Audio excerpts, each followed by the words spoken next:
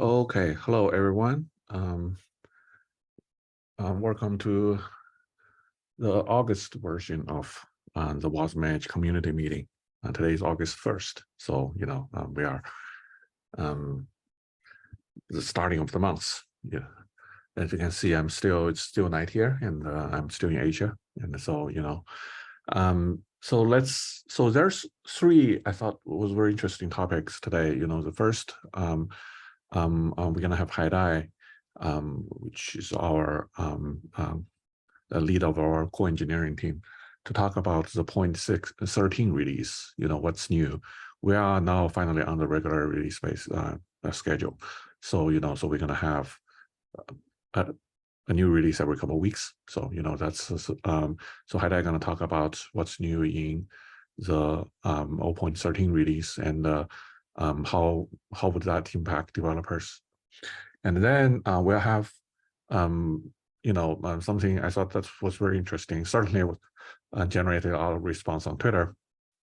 Is that I think 2 weeks ago we got Facebook's large language model, the Llama 2, working in WasmEdge, and so we'll ask DM4 to, which is also one of our core developers, to come up and talk about how that works and what's the implication, and how far away are we with running a real language model, like the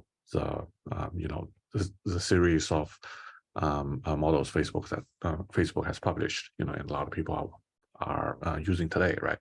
So the second topic would be, I thought it would be very interesting, how to get Llama 2 running on WasmEdge.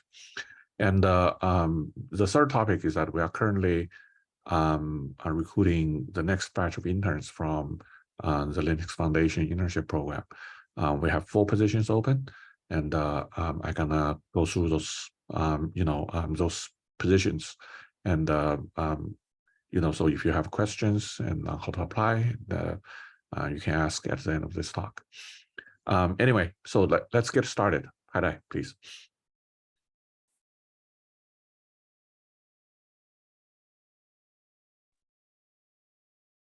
Hello everyone. Can you see my screen now? Yes. Oh, okay, great. Okay, today I'm going to do the .13.x review, because after our .13 release, and we have the at least I believe is full patch version released, which is will fix several mini bugs, and so we have a series of .13 release, and I'm going to do the review of all of them.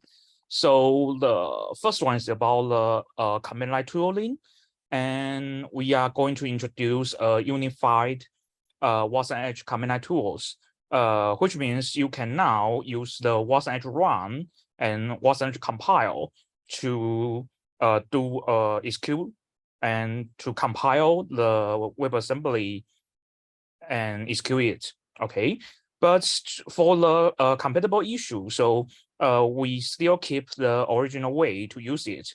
For example, if you are using the WasmEdge A.Wasm, you can still use it, or you can append this WasmEdge run here and to use a new style to execute it.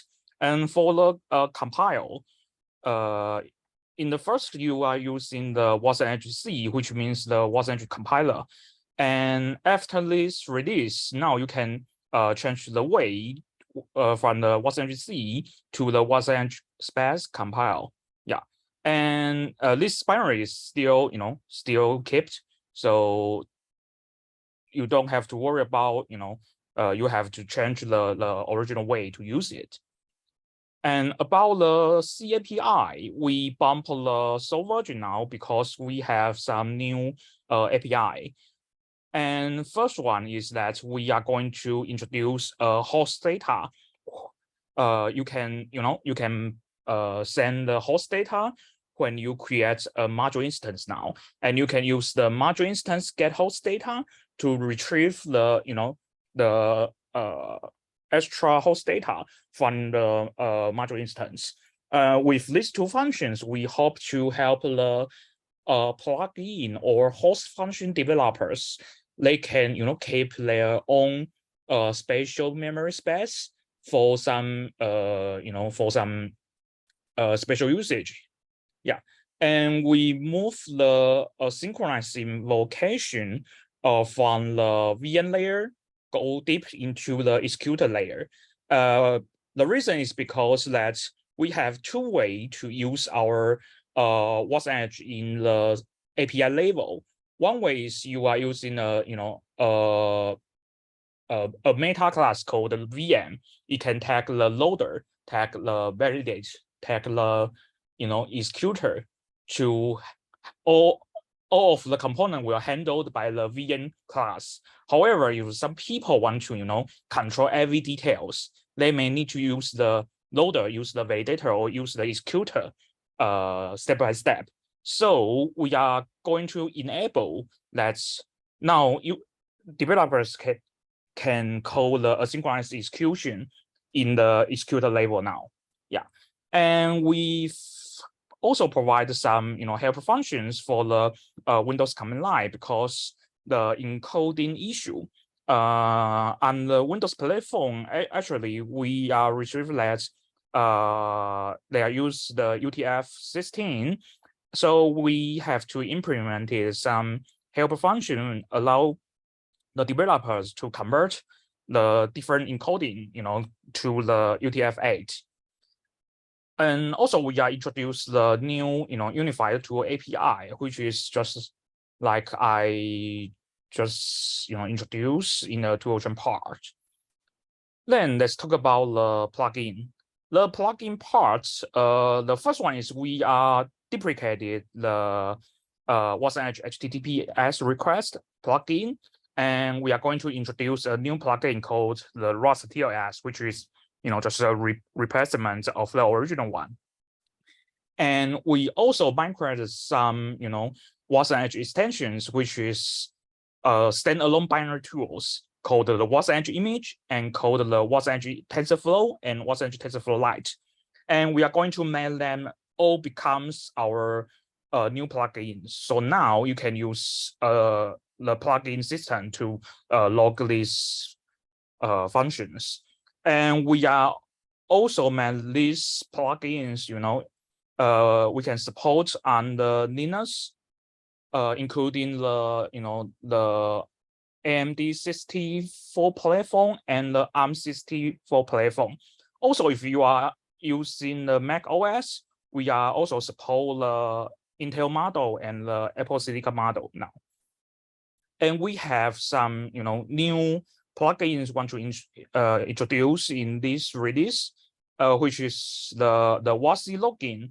Is a proposal to help users to print their debug loading, to print their information or warning or error for their login systems.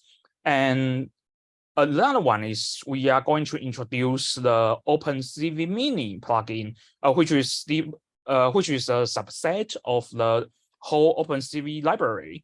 And we hope to introduce this one to do some pre-processing or post-processing of the image, which will allow people can leverage the image functions and help them to work with the other AI models. And we also have the the Wasm BPF plugin, which will allow you to use your Wasm application to manage and control the eBPF programs. Yeah, and about the WasM neural network, and we add the GPU support for the PyTorch backend, and we also bumped the dependency of OpenVinyl from the 2021 to the 2023 edition. And about the hardware parts, and we are reported that some issues will happen when you try to build the WasmEdge on the ARM v7 platform, and we already fixed them all. So if you are on this platform, please try again. I believe the issue is all resolved now. And about the dependency part, we are going to bump the SPD log to the latest version. And the reason is because its own dependency of the FMT has some API breaking changes from the version 9 to version 10. So we have to upgrade it to support the latest platform. And also one big issue is that the boost part, we always told that while we have to use the boost dependency if we only use it in not we only use them in a very limited way. So we are replace all of the boost related functions in WasmEdge. After the 0.13 release, you don't have to install the libboost dependency now. About the building system, we have some new CMake options. For example, you can now enable the undefined behavior sanitizer to detect the undefined behavior. Also, if you don't want to link the liberty info, you can use the WasmEdge disable liberty info to disable linking it. And also, we now provide some pre-built static library, which is based on the Debian 11 and Alpine. So last, we are going to introduce some fixed issue about the plugin. So first thing is that we fix several errors in the WASI neural network TensorFlow Lite backend. So if you are using this backend and you have the previous error, please upgrade to the latest version to fix it. And also, we are going to return some errors if you are using WASI Crypto with the following context deprecation for the ASGCM and the CHA-20. Because the OpenSSL3 didn't implement such functions, so because currently we are relying on the OpenSSL3, so we have to return errors to tell the users that sorry, these two functions not supported now. And if the OpenSSL3 implements these functions, we will go to enable it again. And here is we fix lots of issues related to the file system, and which is because we are going to apply the latest WASI test suite, and which also defines some new behavior to correct the WASI file system behavior. So you can see lots of issues are related to the pass or to the to the rise to the pre-opens. Yeah, they are all fixed now. And we also have some undefined behavior and some issue when you are doing a static library linking, and they are all gone, all fixed. Yeah. So let's talk about the most important things in this release. Because we want to introduce the type of function reference proposal and the GC proposal and lots of new proposals into WasmEdge, which means to leverage their feature, we have to do some architecture redesign, and we have to refine some data structures and do some refactoring. And all of these are related to our latest release. So the first one is we are going to remove all of the boost relative Windows API. Now we are use the the native Windows API to manage all of the staff on the Windows platform, and we also refactoring the the memory management, especially for the checking bundles and checking the access permission. So with this, some issue are reported that on the WasmEdge Go bindings, they will retrieve some memory outbound issue.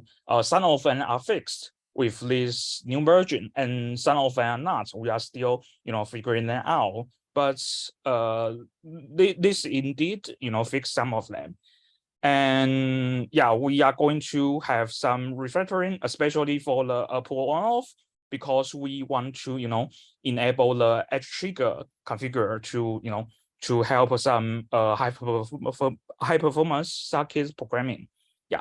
And we also refine the WASI neural network architecture because we want to let developers to add their own add the new backend easier. For example, if you want to add a new backend called X, now you only have to add the header and the implementation files of X in the WASI neural network folder, and then tell the CMake file to include them. That's all. That's pretty easier than before. Yeah. And I want to give the special thanks to those contributors. Because of them, we can make this release happen. And what's next? And I believe our next major feature is that we want to introduce the type of function reference and get merged into our our main branch. And also, one thing is that we are implemented the WASI neural network, the name model, which allow us to to load some big model. Sorry, I mean the large model, especially those model size are larger than 4 gigabytes, which is the limited of the the WASM memory. Yeah, so I believe this will be the module features in our nearly release. Yeah, so that's all I have for the 0.13 release review. Yeah, if you have any question, please type your question in the chat so I can answer it. Thank you.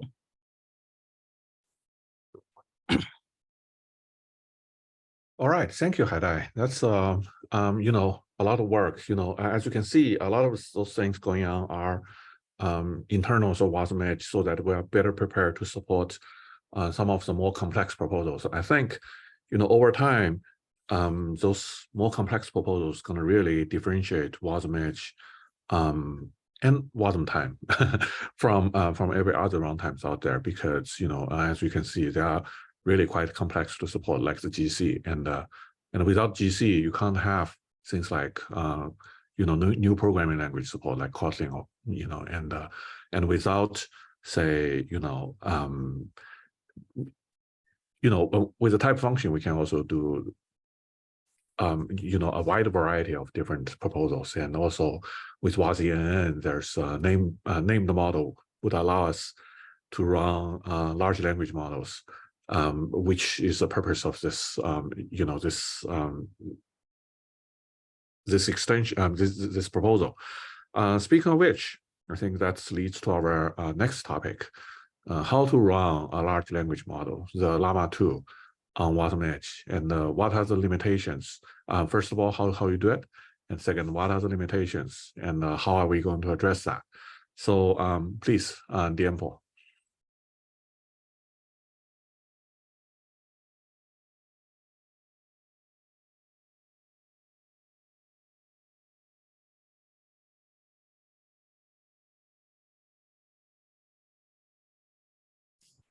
Hey, hello. I may need to restart Zoom for the screen sharing permission. Okay.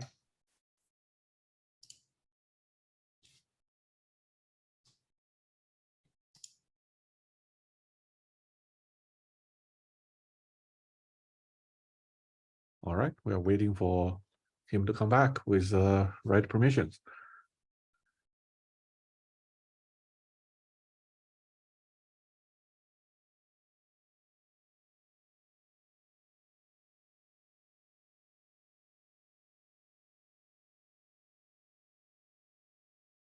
And in fact, I'm gonna go find our tweet about the Llama 2 support, so that you guys can see that as well, which gives the context of what we want to discuss in this talk.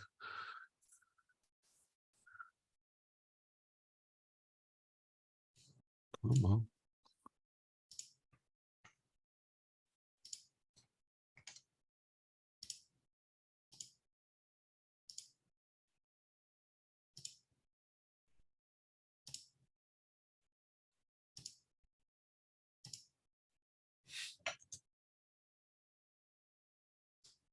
Hello.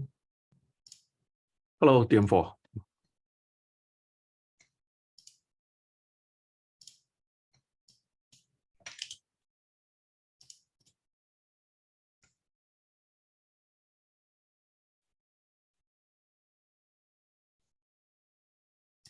Hey, Michael, I may need a permission from host to share my screen. Yeah, please.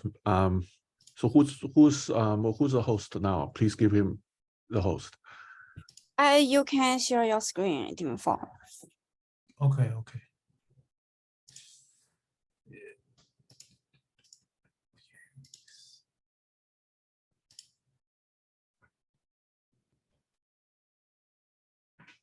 Hi everyone. I'm DM4.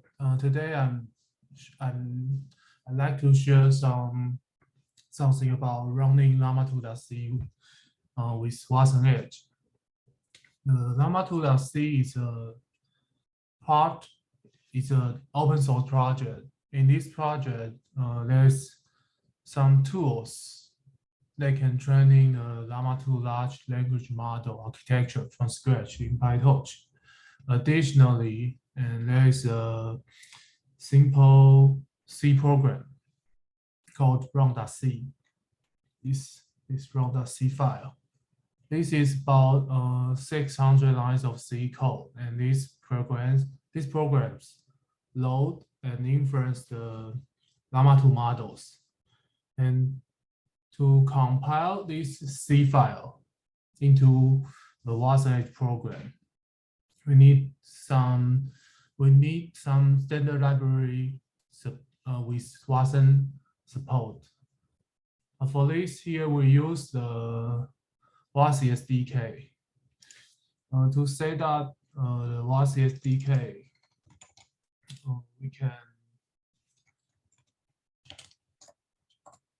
we can follow the instruction to download the pre-built WasM SDK binaries.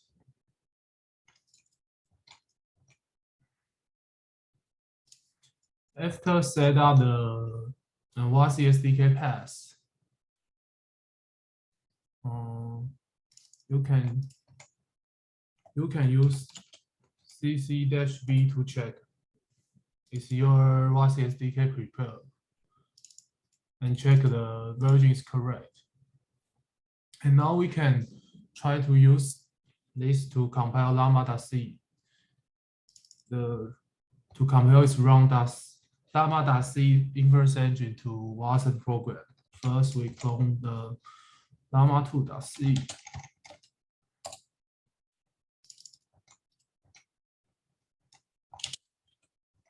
And now we have the run.wasm compiled from run.c, the C program. And now we can use WasmEdge compile command to convert it to the universal Wasm binary.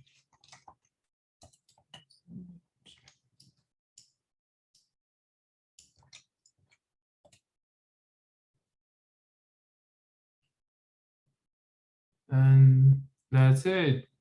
And now we could test it with a small Llama2 model.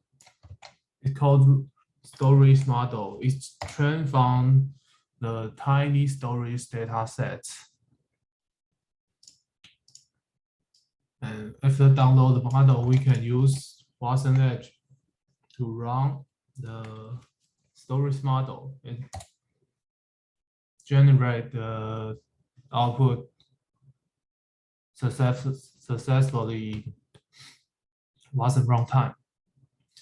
And the storage model is a small model.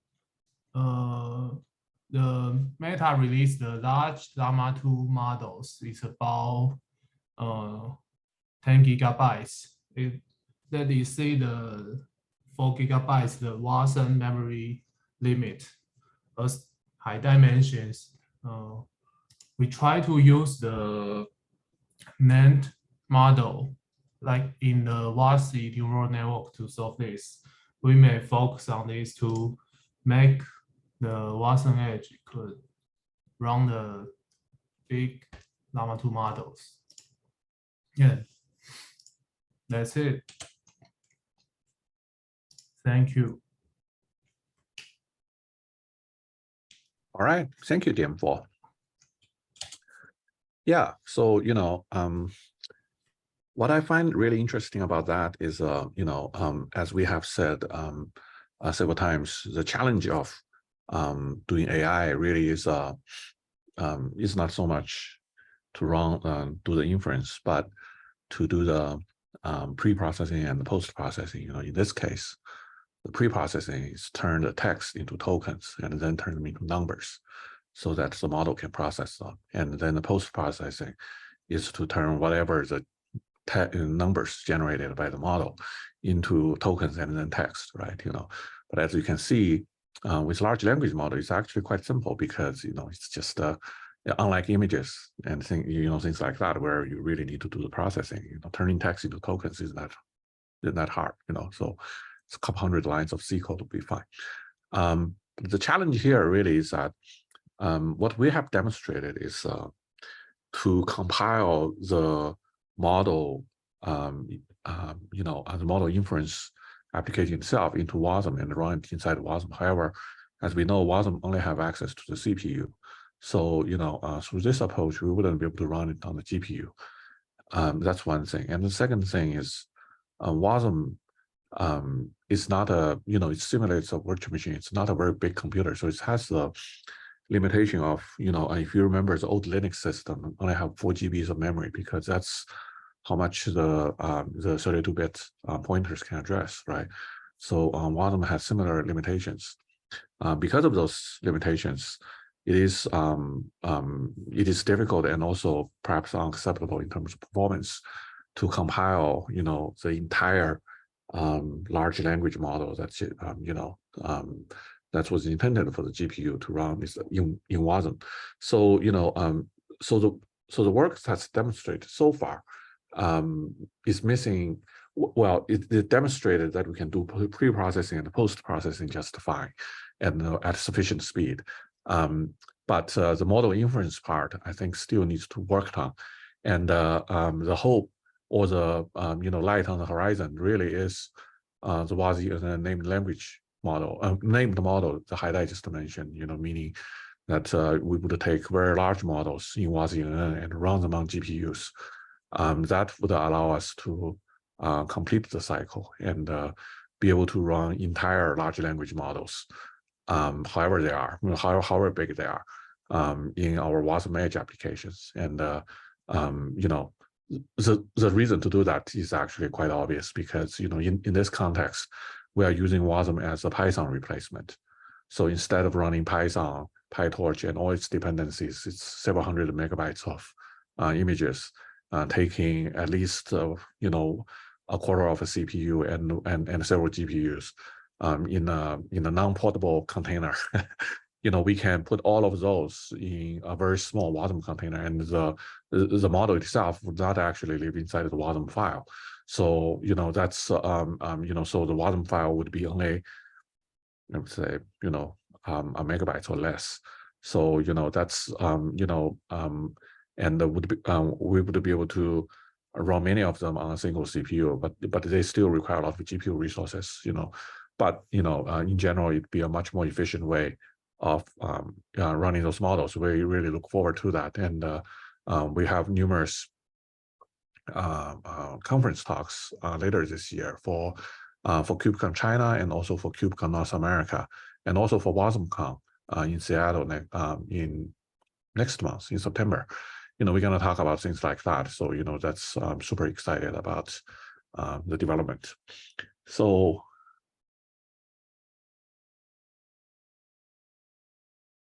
okay, yeah, that's so that's the two main topics we want to cover. But I would also want to spend some time to talk about the 4 LFX internship opportunities that we have for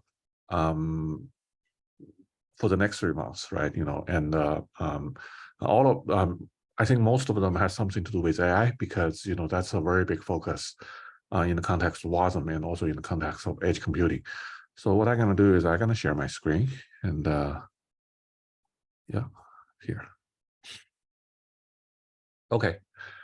As you can, you know, by the way, you know, our LFX mentorship opportunities are always in the WasmEdge issue tracking system on GitHub. So they're all labeled LFX mentorship. So if you click on that, you can see all the past and present membership opportunities. And the top 4 are the ones that are just opening up, right? So there's in each 3 month period, we typically have 4 slots open.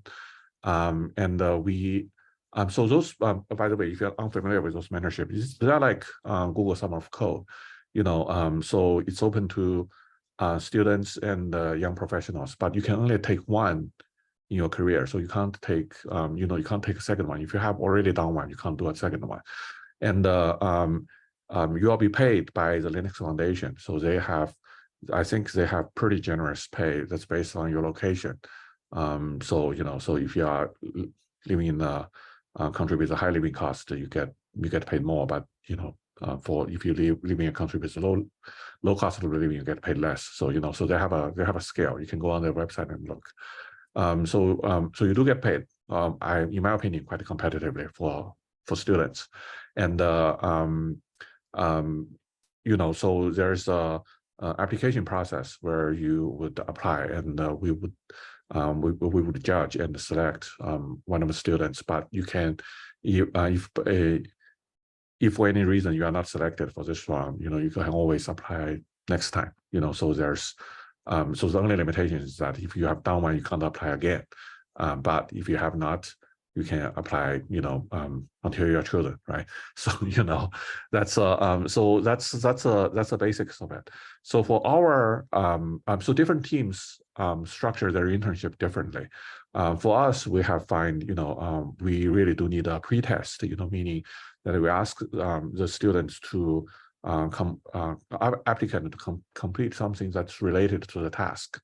You know, as I show you in a minute, all those pre-tests you can, if you don't want to share your result publicly, you can send it to us through email privately, or you know, your own GitHub repository.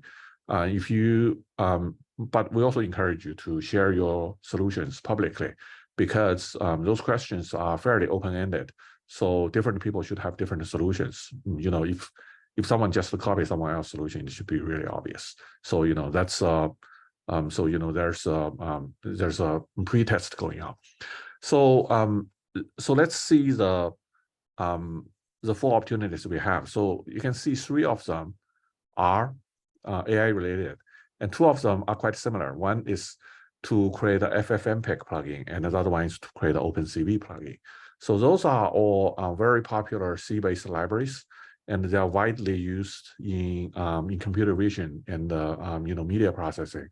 They are widely used in Python. You know, so say if you have a Python program that say opens a camera and does something with you know, capture the video, you know, something like that, in all likelihood, is you see OpenCV you know, behind Python. So the Python application is just a wrapper, calls the C code in OpenCV. So we want to turn OpenCV into a WasmEdge plugin, so that if you install OpenCV with WasmEdge, you will be able to access the OpenCV functions from WasmEdge. And that allows you, because WasINN, that allows you to do sophisticated AI-based image processing right from WasmEdge, using any of the languages that WebAssembly supports, you know, like C, C++, or Rust. In our case, we can also do JavaScript and even Python, which we have an internship program that's working right now to connect WasINN to Python, so that the Python application running inside the WasmEdge runtime would be able to access, say, TensorFlow and PyTorch functions, right? So the OpenCV function could be made available inside to WasmEdge applications in the same way. So if we open that, you know, we already have some, you know, image processing applications that's that's a well in OpenCV. That's so the plugin already exists. It's called OpenCV Mini. The challenge for this proposal really is to add to that, right? So if you there's I would say maybe hundreds of functions in OpenCV. So just take another subset of function and expose them. Learn from our example and expose them in as a WasmEdge plugin again. So you can see the pretest here, right? So there's you can read about it. That's it requires you to build WasmEdge. It requires you to write a simple plugin. So that's just to demonstrate what you are doing, and then that's to make sure once the internship officially starts, you will be able to get up to speed really quick. And then the next one is FFmpeg, which is similar setup. However, the pretest is slightly different because each of those has a different mentor from our community, right? So for this one, there's two pretests. The one is to demonstrate basic skills of Rust, right? So have a Rust toolchain and write a simple Rust application. But instead of running it locally, we ask you to upload it to a PaaS platform so that it can we can verify it as well, right? So that it becomes a Lambda function of some sort. Like we can test it in the browser. So submit it should really just follow this instruction. If you even if you don't really even if you're new to Rust, I think this test can be done in 15 minutes, because it's just compiled and uploaded, right? And then the second test, however, is to demonstrate that you can work with FFmpeg, right? That's is to compile that into a C library, into a shared library, and then pick any of the functions that's from exposed from this header and turn it into a plugin, right? That requires you to understand how to compile C applications and how to work with the plugin APIs that WasmEdge provides and how to build a plugin. So those are in that regard, it's quite familiar. It's similar to the OpenCV pretest. It's just using a different library to do this again, right? So those are the two similar internship opportunities. And then there's another one which I thought is similar but slightly different, is to create a Rust crate for the YOLO model. So a lot of you are familiar with, maybe you are familiar with YOLO. YOLO is a very popular computer vision model. It take one look. You only look once, right? It takes one look at a picture and it tells you what's on it. The detect object, people, faces, and things like that from the picture, and then give you enough data so that you can draw boxes around them and things like that. So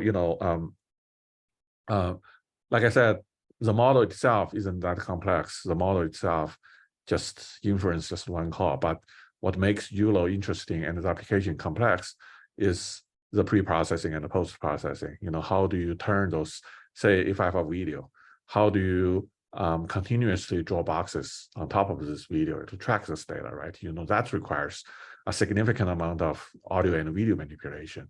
That's, so when people say, I built a YOLO application, they mean that, right? That's, they mean I've created a Python application that does the pre-processing and the post-processing. So, there's official applications on the YOLO website which handles a single image, stream of images or video, and things like that. So we want to do it in Rust because because Python, even if we can run those Python applications in WasmEdge, it's not going to be very the performance is not going to be good. So so we want to to have much better performance and much smaller footprint than those Python applications. So we want to do a Rust-based pre-processing and post-processing with the goal of compiling those all into WASM. Like in the previous internship program, we had a highly successful example which I discussed last month. It's called medipihe RS. It's create a Rust crate for a series of TensorFlow-like models, right? So that's the context of that. So to apply for it, you also have two pretests. One is the same as the previous one. Is that to build a basic Rust application, because the deliverable of this internship is a Rust crate, right? So to have a base to demonstrate you can do basic Rust programming. So you can write a Rust function and upload it to a server, so that we can test it as well. And then the second one really is to let me open it. Yeah, so demonstrate that you can work with YOLO. So all we ask is for you to run the YOLO application in Python, and then come up with a proposal, come up with ideas. What are the functions that you need to implement in Rust, right? That's so when I talk about pre-processing and post-processing, exactly what are the steps? Which Python functions that has to be either made into a host function or rewritten in Rust. So we like to see more thoughts around it and more investigation before you start coding, right? So those are the this is the third AI-based internship opportunities, and then there's the last one is more of a C++ case, where a large use case of WASM, including WasmEdge and other runtimes, is to use it in API gateways or proxies, in a cloud-native environment where you could say add custom logic into, say a common use case is, I have an API gateway. When people comes in, they put the authentication token in the HTTP header. But the backend application behind this gateway expect this token to be in the payload, in a JSON object set in the body, right? So at the gateway level, I would do this manipulation, take it out of the header and put into the body, things like that. There's a ton of logic that you can do with those. We even see use cases people do AI with that. They have a model trained with deep learning to predict, based on the traffic pattern of the past 5 seconds or 5 minutes, to predict how many servers are going to need in the next 5 minutes. So there are a ton of things you can do, at the API gateway level. However, one of the challenges that's our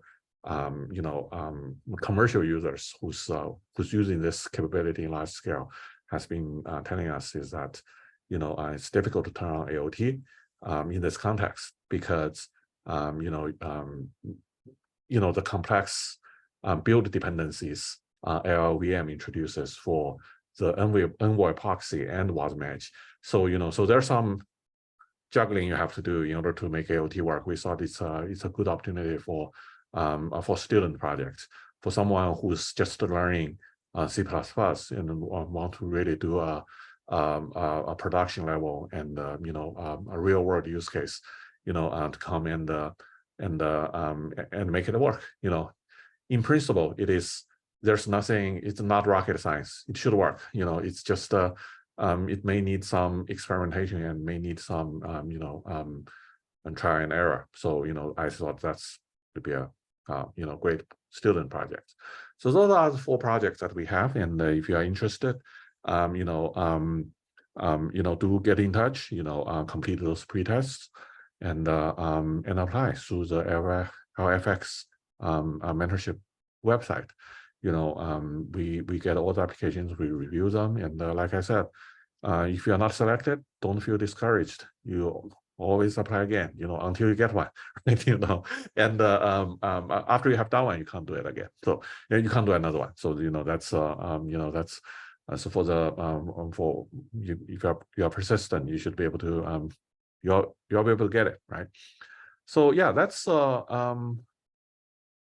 I think that's all I have. Let's see if there's questions.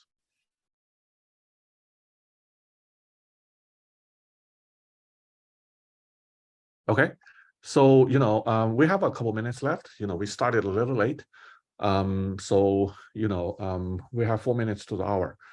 So if you have questions, feel free to raise your hand. We can unmute you, or, type in the chat box.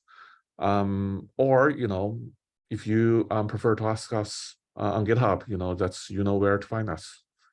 So I'll stop now and see if you guys have questions.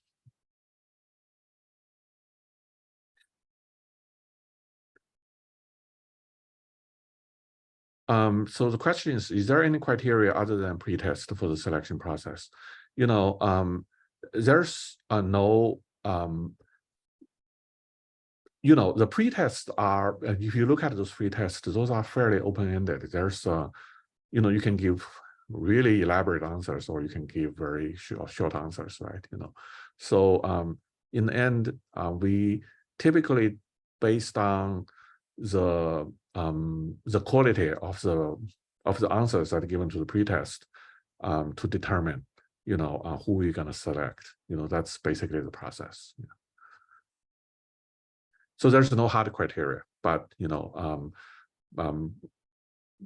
maybe one of the opportunities is there's only be one person apply, then, or only one person who have successfully completed the pretest. Then that's great. Then we'll choose that person, right? But if there's multiple people who have successfully completed the pretest, then we are likely to choose the one that gave the best answers, I would say. Yeah. So the next question for machine ML inferencing.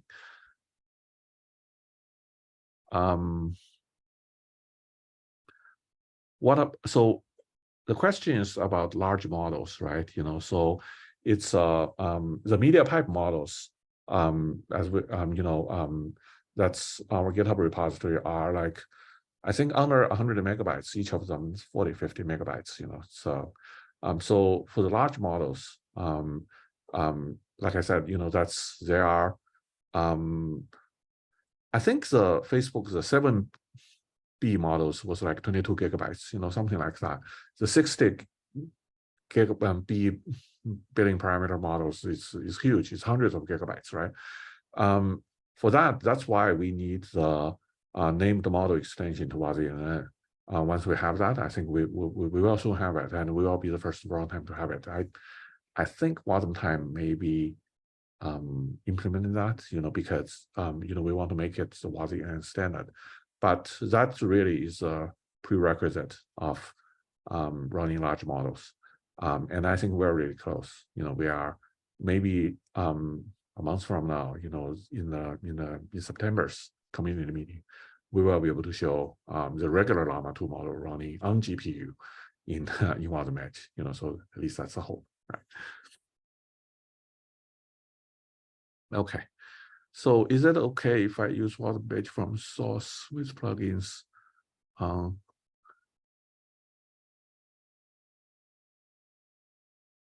Yeah, the WasmEdge release has has binary build for different platforms, right? And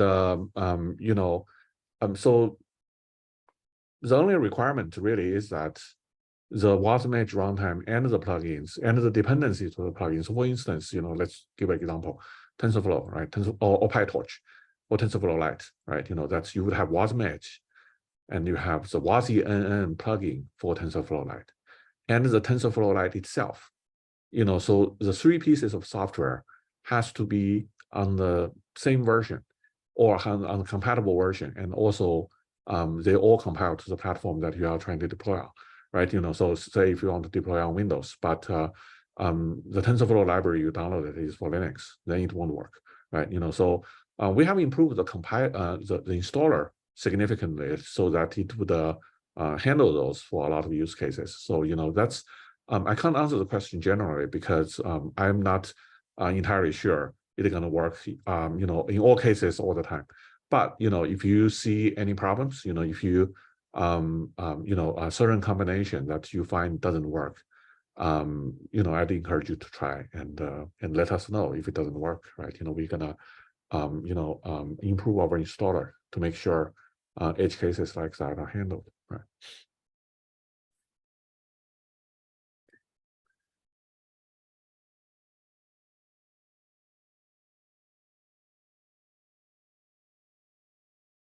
Excellent. Yeah. So yeah, it's because our development machine is mostly Ubuntu and Mac, so we don't really have a lot of people using Windows on our team, but we'd love to increase test coverage on Windows. So yeah, I'd really encourage you to try and let us know if it works. Yeah.